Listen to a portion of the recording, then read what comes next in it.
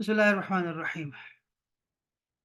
अऊज़ु बिल्लाहि मिनश्शैतानिर्रजीम। बिस्मिल्लाहिर्रहमानिर्रहीम।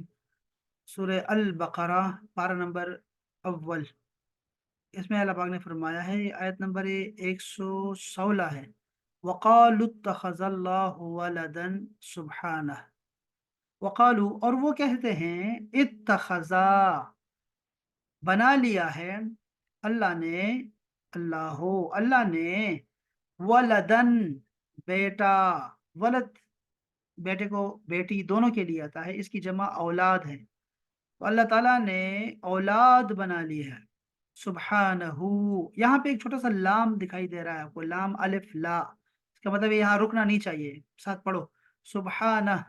सुब्हानह का मतलब है पाक है वो जात, पाक है वो जात इस तरह की बातों से।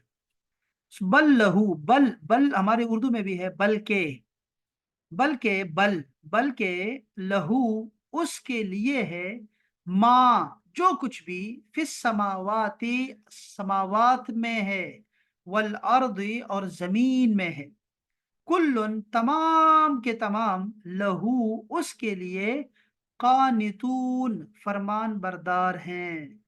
उन लोगों ने कहा अल्लाह ताला ने अपनी अपने लिए औलाद बना ली है। नहीं, बल्कि वो हर ऐब से पाक है। ये ऐब है उसके लिए, हमारे लिए तो बेटा होना, बच्चा होना ऐब नहीं है ना, ये तो हमारी खूबी है कि हमारे बच्चे हो गए, शुक्र है। लेकिन अल्लाह के लिए बच्चे का होना या फिर माँ बाप का होना, वो जो है होना, ये ऐब है। जो कुछ आसमानों और जमीनों में है सब उसी का है और सब उसी के फरमान बरदार है। ये फरमान बरदार का माना क्या है? फरमान बरदार ये है कि अल्लाह ताला जब भी उसको कोई हुक्म देता है तो वो इनकार नहीं कर पाते। सारा कुछ अल्लाह के हाथ में है। बाज लोगों का अकीदा है कि अल्लाह की औलाद है। मसलन ईसाई कहते हैं कि ईसा अलैहिस्सलाम अल्लाह का बेटा है, और यहूदियों का कहना है कि उज़ैर अलैहिस्सलाम अल्लाह का बेटा है। और या बाज लोग नबी अलैहिस्सलाम के बारे में ये अकीदा रखते हैं कि आप नूर मिन नूरिल्लाह हैं। तो अल्लाह ताला ने फरमाया कि वो अल्लाह इन तमाम बातिल नजरियात और बातों से मुबर्रा और पाक है। ये नूर मिन नूरिल्लाह हमें भी रगड़ दिया दरमियान में, सुन्नियों को भी। लेकिन मैं आपको सारी किताबें पढ़ाता हूँ ताकि आपको ये ना लगे कि ये कोई एक ही मकतब फ़िक्र की हम पढ़ रहे हैं। आप सारी चीज़ों को पढ़ते रहें ताकि आपको अंदाज़ा हो। तो ये सुन्नी नहीं है बेचारा, जो नूर मिन नूरिल्लाह को कह रहा है, ये हदीस पाक में है, हमारा नहीं है, ये हदीस पाक से है। अल्लाह पाक ने कुरान मजीद में भी फरमाया, नूर फरमाया। और अब नूर मिन्ना, इन तमाम बातें नजरियात और बातों से मुबर्रा और पाक हैं, इसकी कोई औलाद नहीं। जमीन और आसमान में सब कुछ उसके ताबे और फरमान बरदार है। तमाम चीजें उसके हुक्म के आगे सर झुकाए हुए हैं। इंसान का कमाल भी इसी में है कि वो सिर्फ उस एक अल्लाह के आगे सर झुकाए। यही तौहीद है। ये तौहीद वाले लोग हैं भाई, ये रिसालत वाले लोग नहीं है, ये तौहीद वाले हैं भाई। फिर आगे फरमाया अल्लाह जल्ल शानहू ने कि बदीउस समावाति। बदी, बदी का मतलब है इब्तिदा से बनाने वाला। किस चीज का? आसमानों का, वल अर्द, और जमीन का। व इजा कदा अमरन, और जब वो फैसला कर लेता है, कदा, काजी, काजी जब कजा करता है, फैसला किया करता है, अमरन, किसी काम का, फ़इन्नमा, तो बस वो सिर्फ और सिर्फ क्या करता है, यकूलो, कहता है, लहू, उस चीज को कह देता है, कुन, हो जा, फयकून, तो वो हो जाती है। ये अल्लाह ताला की सिफत है। वो आसमानों और जमीनों को नए सिरे से बनाने वाला है, और जब किसी काम का फैसला फरमाता है तो वो सिर्फ लफ्ज कुन कहता है, तो वो काम हो जाता है।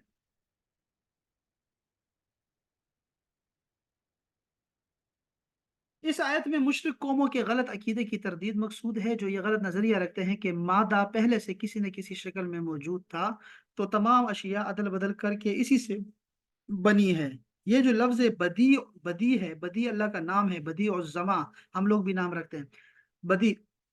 इससे अल्लाह ताला ने बताया कि अल्लाह उसने आसमानों और जमीन को बगैर किसी साबिका मिसाल के नए सिरे से पैदा फरमाया है।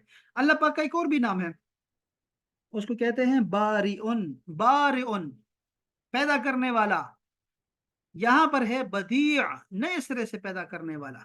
वो तख्लीक और खल्लाकियत में किसी मादे वगैरह का मोहताज नहीं है, ठोस, माया, गैस, ऐसा नहीं है कि ये आपस में सर्कल कर रहे हैं तो शायद ये शुरू से ही ऐसे हैं। ये लोग ये पहुंच जाएंगे इस बात तक बाद में कि ये चीजें बनाई गई हैं नए सिरे से। इसको इस कायनात की तख्लीक और इजाद में असबाब और वसाइल की ज़रूरत नहीं है कि समंदर से बादल बनाता है, बादल से पानी बनाता है, फिर नीचे आता है। ऐसा नहीं है, बल्कि वो इससे पहले ये चीज़ें थी ही नहीं, तब इसने पैदा कर दी। जिस चीज़ का वो इरादा फरमा देता है उसके लिए सिर्फ हुक्म और इशारा ही काफ़ी होता है, और वो लफ्ज़ कुन कहता है तो वो हो जाती है। पिछली आयतों में बताया गया था कि कुफार मुसलमानों को मस्जिदों में अल्लाह का जिक्र करने से रोकते थे। अब फरमाया जा रहा है कि खुद भी इसका जिक्र नहीं करते बल्कि उसे गालियां देते हैं अल्लाह को। यानी उन मुसलमानों को रोकना अपनी इबादत के लिए नहीं बल्कि खबासत नफ्स से ऐसा है। दूसरा ताल्लुक क्या है पिछली आयतों के साथ? पहले फरमाया गया था कि कुफार मस्जिदों के दुश्मन हैं, अब बताया जा रहा है कि वो खुद अल्लाह के भी दुश्मन हैं और इसमें ऐब निकालते रहते हैं। पिछली आयतों में यह बताया गया था कि सारे जहां का मालिक अल्लाह ताला ही है, और ये ऐसी खुली हुई बात थी जिसका बेवकूफ भी इनकार नहीं कर सकता। अब फरमाया जा रहा है कि उन बेवकूफों ने इस कदर साफ मसले का भी इनकार कर दिया कि रब के लिए औलाद मानी, और जाहिर है कि औलाद वाला सारी चीजों का मालिक नहीं हो सकता। आगे हम बात करेंगे इस पे। अच्छा, ये एक बात तो है कि ईसा अलैहिस्सलाम को अल्लाह ताला ने इतने सारे मोजज़ात दिए थे, इतने मोजज़ात। 33 साल की उम्र में वो ऊपर गए हैं आसमानों पे, और वो फिर भी आएंगे। उनकी हुकूमत भी बहुत बड़ी हुकूमत है कि वो फिर भी आएंगे, फिर आएंगे और सारी जमीन को अदल से भर देंगे। वो आएंगे दोबारा। लेकिन आप देखो ना कि अल्लाह पाक ने उनकी कितनी इज्जत दी कि वो जब आए उनके सामने बनी इसराइल के लिए आए, तो एक तो बचपन से ही छोटे से थे और वो बोलना शुरू कर दिया। छोटे से हैं, माँ की गोद में हैं, पिंगोड़े में हैं, और वो बोल रहे हैं लोगों के सामने, आम लोगों के सामने, बड़े बाजार में बोल रहे हैं। तो लाजमी बात है, ऐसी बातें देख के हर बंदा तो अपने अकीदे को संभाल नहीं पाया ना। हाँ हाँ, वो तो कह रहा है अल्लाह ताला, ईसा सलाम ने जो फरमाया, अल्लाह पाक ने उसको नकल किया कि उसने कहा कि इन्नी अब्दुल्लाह, मैं अल्लाह का बंदा हूँ। फिर भी लोगों ने उनको जो है वो अल्लाह का बेटा माना। उन्होंने कहा कि चूंकि ये जो मरियम है, मरियम कवारी थी और अल्लाह के घर में रहती थी, तो ये अल्लाह का बेटा है, नाउज़ु बिल्लाहि मिन ज़ालिक। अच्छा, इसके साथ ये कि उनके मोजज़ात जो थे वो इतने इतने वाज़ेह थे कि वो मुर्दों को जिंदा करते थे। वो आप अपने मट्टी अपने हाथ से ही जानवरों को बनाते, परिंदों को बनाते, और फिर फूंकते तो वो उड़ना शुरू कर देते। सारी चीजें बिल्कुल वाज़ेह हैं, इस तरह की चीजें। वो घरों के हालात बताते हैं कि मैं तुम्हारे घरों में जो तुम छुपाते हो, ज़ख़ीरा करते हो, मैं तुम्हें उसका भी बता सकता हूँ कि घरों में क्या-क्या रखा हुआ है तुम लोगों ने। अब पैगंबरों के पास बड़े मोजज़ात होते हैं, और हो सकता है कि उनके पास ऐसे आलात हों, ये जो हमारे आलात हैं, कि जैसे हमारे यहाँ ड्रोन होते हैं, ऊपर से देखते हैं, और भी बहुत सारी चीज़ें हो सकती हैं। या वो ड्रोन बनाते होंगे, उड़ते रहते हैं, ड्रोन होते हैं, उड़ते रहते हैं, हो सकता है वो बना सकते हों, और अल्लाह पाक ने क्या-क्या उनको दिया होगा। ये तो ज़ाहिरी चीज़ें हैं जो हम सामने से देख रहे हैं, चूँकि उन्होंने आना उस ज़माने में है जब ये चीज़ें होंगी, तो उनको पहले से आइडिया है इन चीज़ों का। जैसे सुलेमान अलैहिस्सलाम को पहले से आइडिया है कि क़यामत तक बादशाह क्या-क्या करेंगे। अल्लाह ने सुलेमान को वो सारी चीज़ें दे दी, तो वो सारा कुछ एक्सपेरिमेंट कर चुके हैं सब चीज़ों का जो बाद में होनी है। इस तरह की चीज़ें जो हैं, हो सकता है कि ईसा अलैहिस्सलाम को भी अल्लाह ने दी हो, लेकिन वो लोगों के सामने करेंगे, तो लोग वो लाज़मी बात है उनको अल्लाह मानेंगे या फिर अल्लाह का बेटा मानेंगे।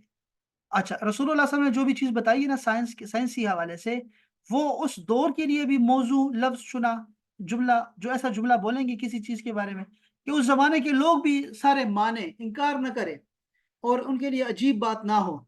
और इस ज़माने के लोग भी जब वो हदीस पढ़ते हैं या वो आयत करीमा पढ़ते हैं, तो उनका ईमान मुतज़लज़ल नहीं होता बल्कि मज़बूत होता है रसूलुल्लाह की बातों से। ऐसा मोजज़ा है उनका, अल्लाह ताला रसूलुल्लाह का ऐसा मोजज़ा है कि अल्लाह ने ऐसे दे दिया है, ऐसे-ऐसे अल्फ़ाज़ कुरान मजीद में लिख दिए हैं कि कोई गुमराह नहीं होता है इससे।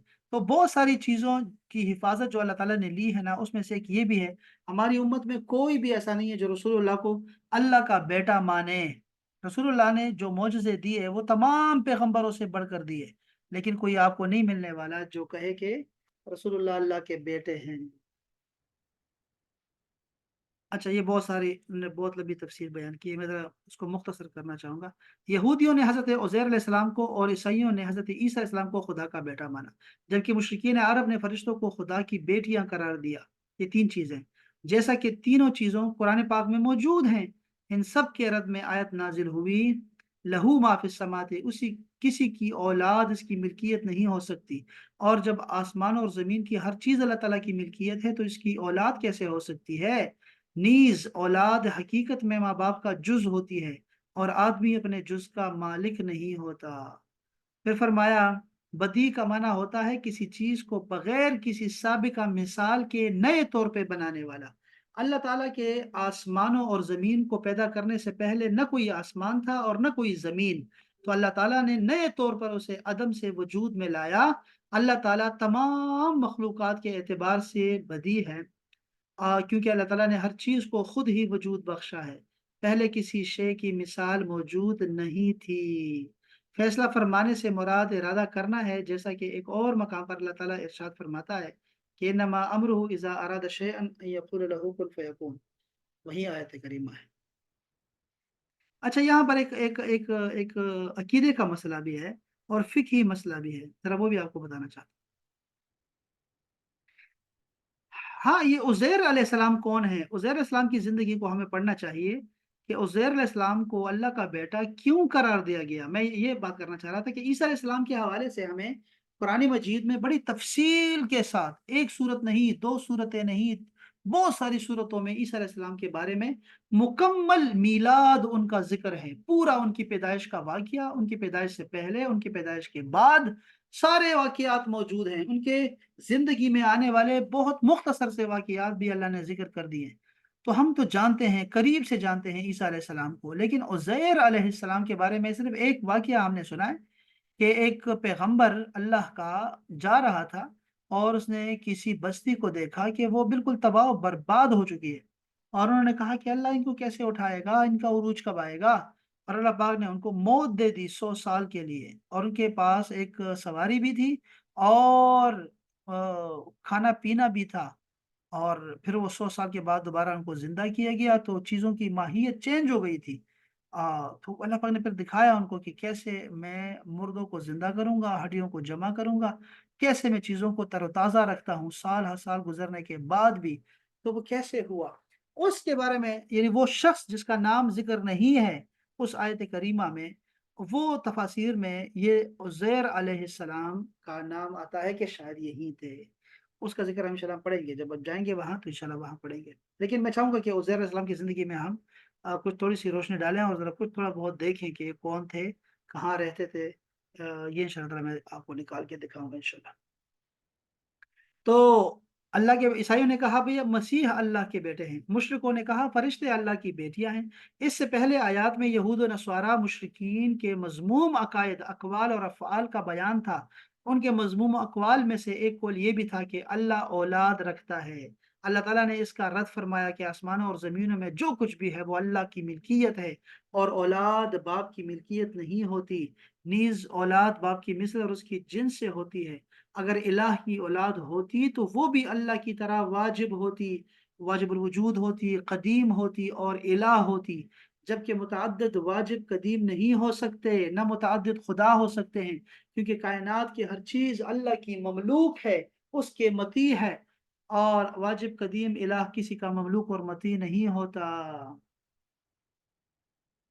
अच्छा जी, यहाँ पे एक चीज़ जो लफ्ज़ आया है ना, ये बदी का लफ्ज़ हम इस्तेमाल करते हैं बिदअत के लिए आता है ये।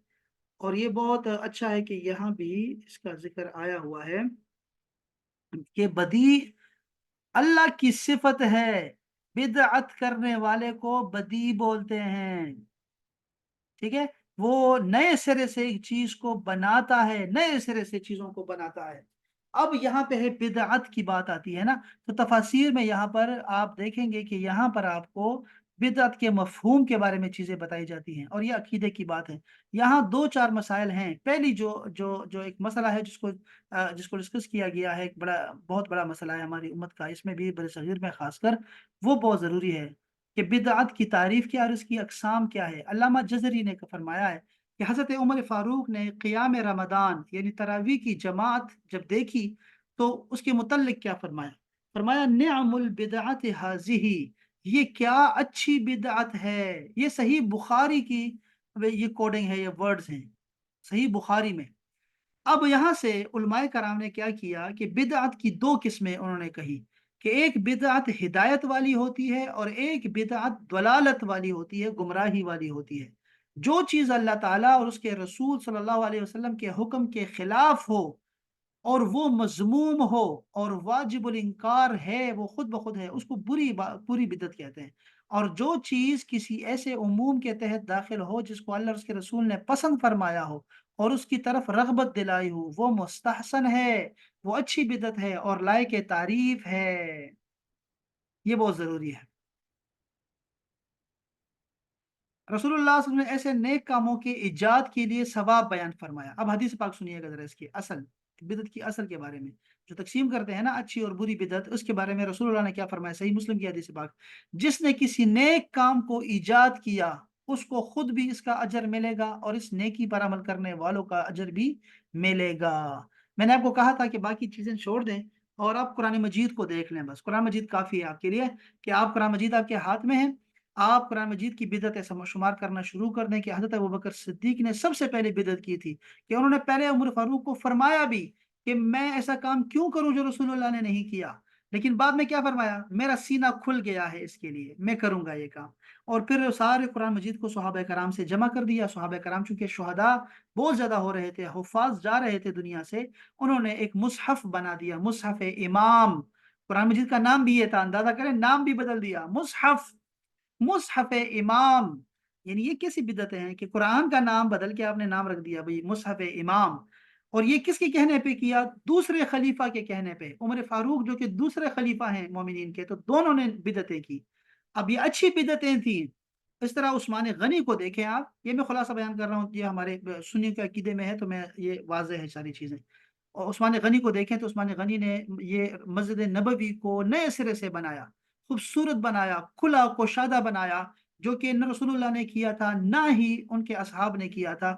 آپ نے کہا نہیں، اور آپ نے مسجد پہ مینار بنایا. سیدھا عثمان غنی. اور میں نے کہا تھا، سوری یاد آ گیا مجھے، عمر فاروق نے ایک بدعت کی تھی، پرسوں میں نے آپ کو دکھایا تھا، وہ مینار بنانے والی، کہ آپ نے جب آپ بیت المقدس جا رہے تھے فتح ہونے کے بعد، راستے میں ایک جگہ پر کھڑے ہو کے آپ نے ایک مسجد بنوائی، اور اس مسجد عمر کے نام سے ہے، آج بھی موجود ہے وہ مسجد، وہ مینار بھی موجود ہے الحمدللہ.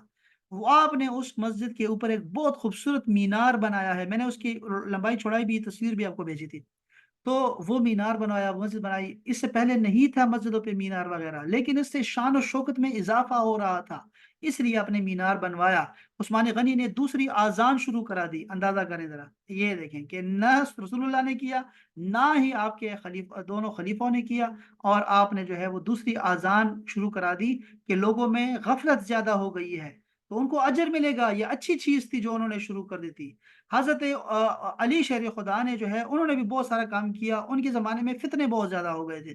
سب سے پہلے جو بدعتی نکلے تھے وہ حضرت علی شیر خدا کے زمانے میں نکلے، اور ان کو خوارج کہتے تھے. یہ وہ لوگ تھے جنہوں نے اسلامی حکومت کے خلاف بغاوت کی، مسلح بغاوت کی. اسی لیے حضرت عمر فاروق نے ان کے خلاف تلوار اٹھائی، ان لوگوں کے خلاف کہ جو جس سے پہلے لوگ کہتے تھے بھئی مسلمانوں کے خلاف تلوار اٹھا رہے ہیں، مسلمانوں کے خلاف. وہ اصل میں خوارج تھے، لیتے اللہ کا نام تھے، تکبیر پڑھتے تھے، لیکن تھے نکلے ہوئے دین سے. آپ نے ان کے خلاف جہاد کیا اور ان کے آخری بندے کو بھی انہوں نے جو ہے وہ قتل کر دیا. حضرت علی شیر خدا نے. اور بھی بہت سارے ان کے بہت سارے ہیں. ان سارے خلفاء کے بہت بہت سارے کارنامے ہیں جو کہ نیا نیا کام انہوں نے کیا تھا دین کی آسانی کے لیے. قراتوں پہ جمع کرنا، عثمان غنی نے لوگوں کو قرات پہ جمع کیا، سب کو. اس طرح بہت سارے کام ہوئے. بہرحال قرآن مجید کو دیکھیں ذرا کہ عثمان غنی نے قرآن مجید کو جمع کیا، وہ تو کیا. حضرت علی شیر خدا نے اس کے اوپر زبر زیر لگوایا تاکہ لوگ جو ہیں غلط قرات نہ کرے. یہ بالکل نیا کام تھا.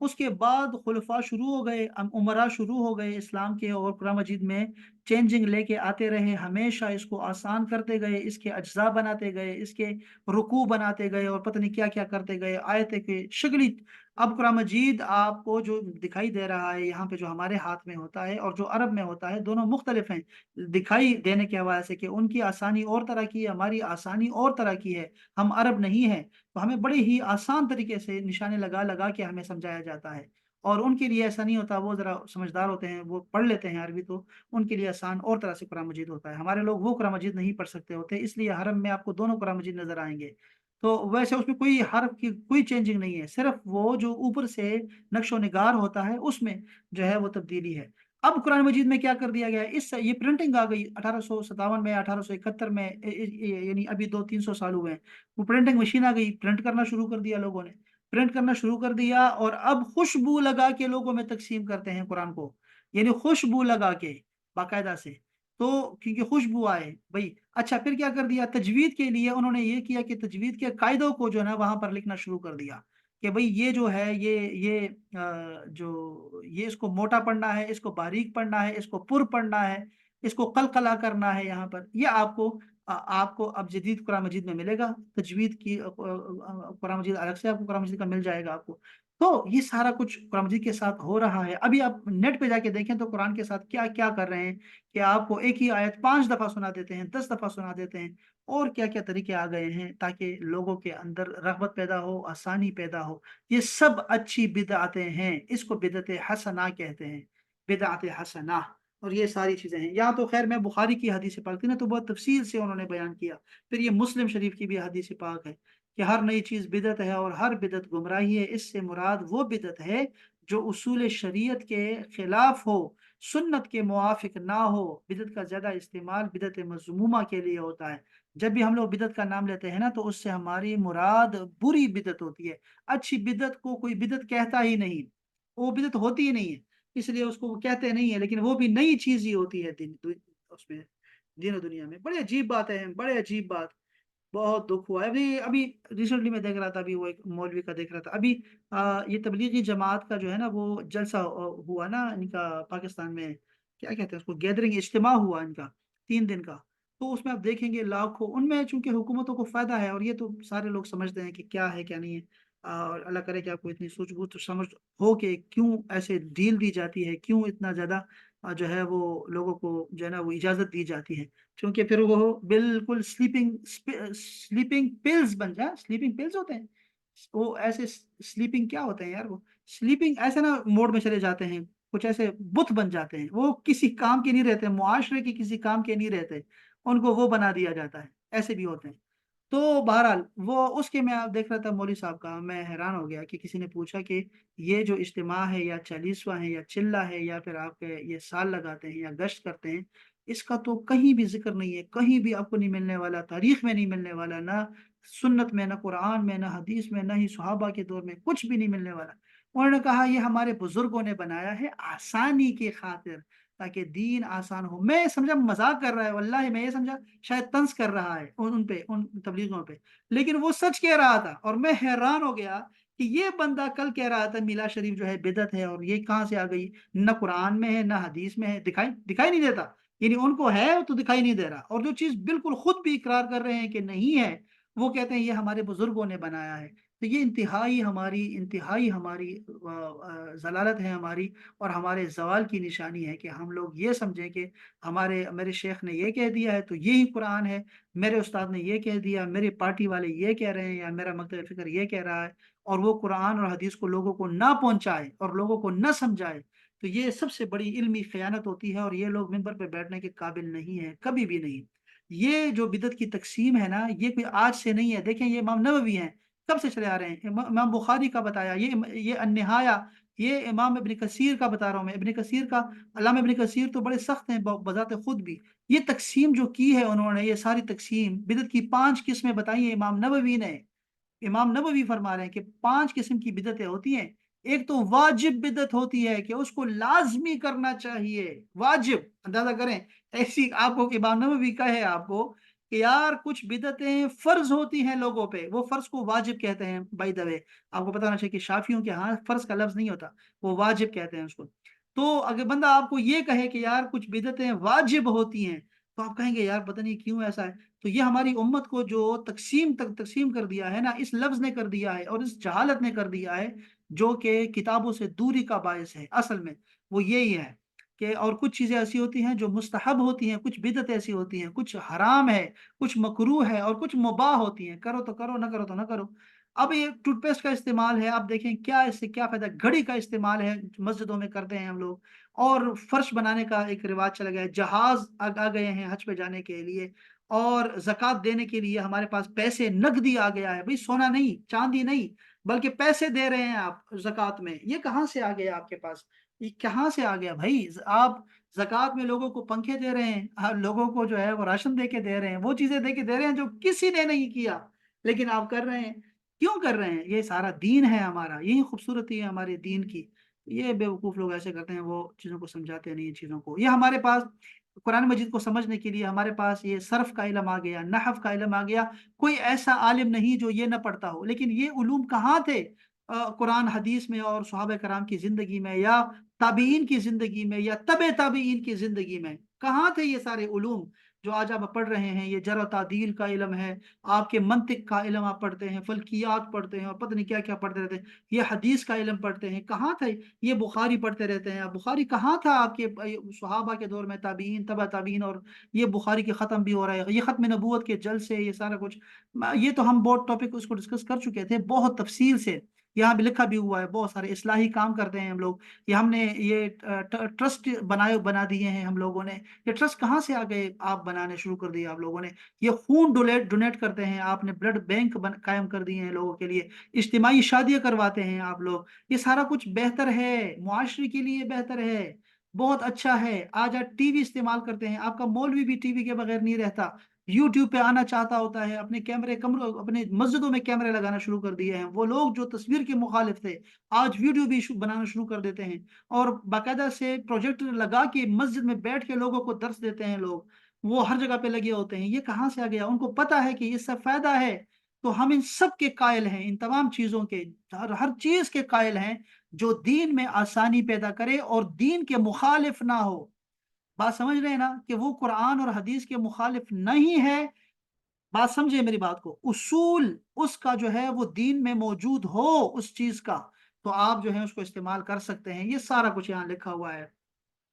قرآن مجید کے اعراب لگانا، مصحف شریف میں سورتوں کے نام، آیات کی تعداد، رکوع کا لکھنا، قرآن مجید صحیح بخاری کے پاروں میں تقسیم کر دینا، اور مسجد میں محراب بنانا، یہ ساری چیزیں ہیں، مسجد کو مزین کرتے رہنا، اتنی لائٹنگ کر دیتے ہیں یار، مصحف کو سجانا، عصر کے بعد مسافہ کرتے ہیں لوگ، اور بہت ساری چیزیں ہوتی ہیں۔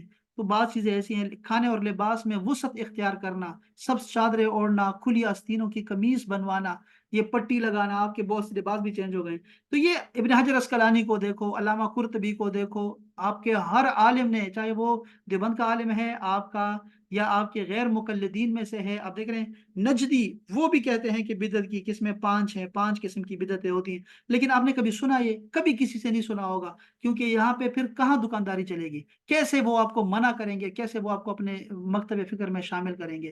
میں آپ کو پھر بتا رہا ہوں، آپ کو جتنا کچھ بھی ہو رہا ہے اس وقت دین کی خدمت کے لیے، چاہے وہ اہل سنت والجماعت کا ہے یا نہیں ہے، وہ سب جائز کر رہا ہے، وہ ابھی ختم نبوت کے جلسے ہو رہے ہیں، یا پھر وہ پروجیکٹرز کا استعمال کرتے ہیں، قرآن پاک کی نئی نئی شکلیں آ رہی ہیں، تو سب جائز ہے، سب جائز ہیں، یہ سمجھو بات کو۔ تو اب جب آپ کو کوئی چیز بری لگے تو پہلے دیکھ لیا کرو کہ کیا یہ شریعت کے خلاف ہے۔ اگر آپ کو یہ دیکھنا ہے کہ یہ قرآن میں کہاں ہے، رسول نے کیا کہ نہیں کیا، صحابہ نے کیا کہ نہیں کیا، تو پھر تو آپ گئے، آپ کا سارا دین، اور آپ خود بھی ایک بری مثال ہیں، آپ خود بھی برے انسان ہیں، اور آپ خود بھی جو ہے بدعت ہیں۔ اور اگر آپ کو عقل ہے، تھوڑی بہت بھی عقل ہے، تو پھر آپ یہ جو علماء گزرے ہیں 1500 سال کے، آپ کے 1400 سال کے، ان کی باتوں کو سمجھنا شروع کریں گے، اور رسول اللہ کی حدیث پاک کو سمجھنا شروع کریں گے، اور لوگوں کو بتائیں گے کہ یار بدعت ہوتی ہے، ہم تو کہتے رہتے ہیں، لیکن اصل بات یہ تھی ہم بڑے گندے لوگ تھے، چول تھے ہم، جو ہم نے ایسے کیا، اور ہم آپ کو نہیں بتایا، ہم نے آپ کو آج بتا رہے ہیں آپ کو کہ بھئی بدعت ہوتی ہے، اور ہر طرح کی، اچھی بھی ہوتی ہے، فرض بھی ہوتی ہے بعض اوقات، ये सारी किस्में हुई, वरना तो हम हमारा दीन आगे कैसे पहुँचेगा? हमारा दीन आगे अंटार्कटिका तक कैसे पहुँचेगा? अफ्रीका के सहाराओं तक कैसे जाके अमल करेंगे उस पे? और क़यामत से पहले जो साइंसी दौर आएगा, दज्जाली दौर आएगा, उसमें कैसे इसकी इम्प्लीमेंटेशन होगी? हम कैसे-कैसे, किस ज़माने में कैसे-कैसे करते? अगर ये बिदअत हसना ना होती, तो हम लोग कहाँ बैठे होते? हमें तो फिर वो अलग से एक बरे-आज़म दे देते अफ्रीका का कि बस यहाँ रहो और उसी दौर में रहो और आपने जो है ना उससे हटना नहीं है। लामहला आप कहेंगे नहीं, नहीं यार ये असल में ना कुछ चीज़ें जायज़ हैं। हम गलती पे थे। अब हम माफ़ी माँगते हैं आपसे। हमने बहुत झूठ बोला आपसे। तो बहरहाल ये एक लफ्ज़ था, अल्लाह पाक ने अपनी तारीफ़ फ़रमाई बदीअ के नाम से कि मैं बिदअत करने वाला यानी कि चीज़ को नए सिरे से पैदा करने वाला हूँ। मेरा नाम है बदीउस समावाति वल अर्द, इस कायनात को बनाने वाला बदीअ। तो या बदी भी हम इसका वजीफा भी हम करते होते हैं नौकरी तलाश करने के लिए या फिर ऐसे और बहुत सारी चीज़ों के लिए हम जो है उसका वजीफा भी करते हैं या बदी हो या अल्लाह या बदी हो या अल्लाह का। बहरहाल इसमें इंशाल्लाह ताला मज़ीद भी इस आयत पे हम 1-2 चीज़ें इस आयत से और भी निकलती हैं। जैसे सुन्नत क्या है और उसकी अक़साम क्या हैं? एक चीज़ ये है और इसके बाद भी था दाढ़ी। दाढ़ी जो है वो कब्ज़ा बर दाढ़ी रखना यानी एक जो आपका होता है यानी कि एक मुश्त के बराबर जो है वो दाढ़ी रखना, क्या ये वाजिब है या नहीं? इसके बारे में हम बात करेंगे इंशाल्लाह ताला। पता नहीं आपकी तो सारी ख़वातीन हैं लेकिन फिर भी इंशाल्लाह इसको हम पढ़ेंगे इंशाल्लाह ताला। शफ़ाअत से महरूमी के हवाले से भी उन्होंने लिखा है, कुन फ़यकून की तहकीक भी ज़रूरी है। मेरे ज़हन में एक सवाल ये पैदा हुआ कि अल्लाह पाक ने जब तक कुन नहीं फ़रमाएगा, तो क्या चीज़ नहीं होगी क्या? अल्लाह पाक कुन का मोहताज हो गया क्या? अल्लाह पाक कुन का मोहताज नहीं है बच्चे। ये कहना भी नहीं कि कुन का मोहताज है वो, तो कुन कहेगा तो यानी रिमोट है, बटन दबाओगे तो होगा, वरना तो नहीं होगा, बटन खराब हो गया तो नहीं होगा, ऐसा नहीं है। अल्लाह ताला जब भी किसी चीज़ का इरादा कर देता है, वो चीज़ हो जाती है, कोई चीज़ भी उसके खिलाफ नहीं जाती। इस पे हम बात करेंगे इंशाल्लाह, ये भी अकीदे की बातें हैं, ये भी हम डिस्कस करेंगे इंशाल्लाह ताला। चलें, सलामत रहें, खुशबाश रहें, कल मिलेंगे इंशाल्लाह ताला, अपना ख़याल रखिएगा। अस्सलामु अलैकुम व रहमतुल्लाहि ताला व बरकातहू। मेरी क्लास शुरू हो रही है आगे। वालेकुम अस्सलाम।